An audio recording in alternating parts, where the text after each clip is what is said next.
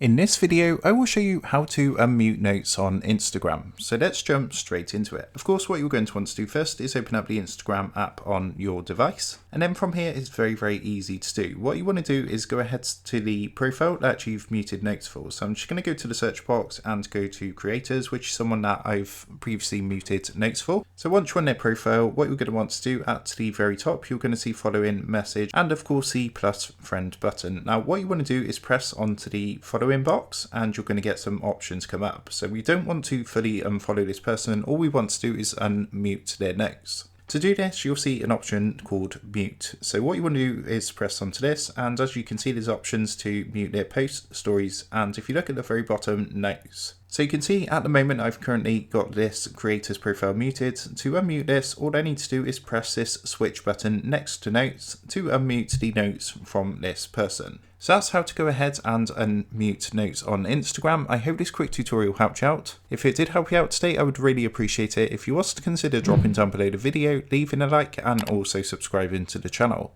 With that being said, I just want to take a moment to thank you for watching this quick video, and I will see you in the next tutorial.